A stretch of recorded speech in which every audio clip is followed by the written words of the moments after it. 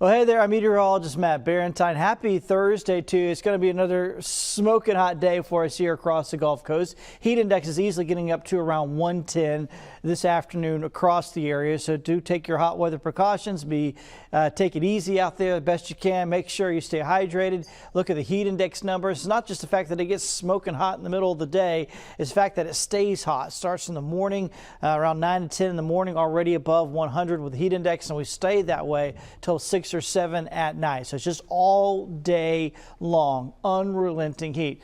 That is story number one for us.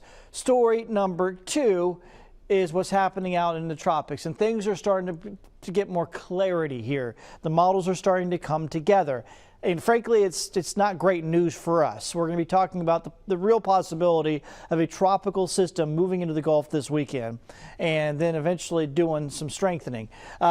The chance of it working its way into a tropical system now are at 60%, and it's going to be working its way. It still hasn't developed yet. It still doesn't have a number or name, but we do believe it will in a couple of days here as it works its way over Cuba. All right, so here's the European model. Here's why things are starting to come together, because the European model is starting to fall in line with the American GFS model. So here we are Saturday. Let's go into Sunday, showing a still disorganized system working its way into the eastern Gulf and then working its way into the northeastern Gulf by Monday and starting to come together a bit. Say, okay, well, that looks like it's about to make landfall. Thing is, it starts to lose the steering currents, and then it just starts to bobble around like a cork in the water over a couple of days, and it may even work its way back out into the Gulf by midweek next week, and then maybe even strengthen at that point.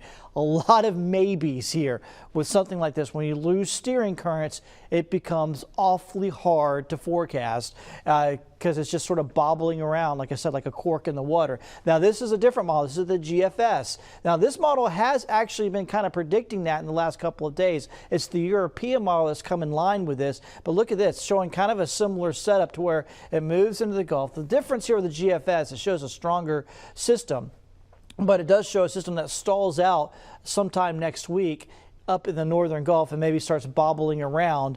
And of course, obviously, that would be a very bad scenario for us. So we need to be thinking about this, starting to get ready. There's some scenarios out there with a possible tropical system for us by middle of next week. Back home, things are quiet. Looking okay for today. Like I said, it's just going to be a hot day. Rain chances are lower today for us than they have been.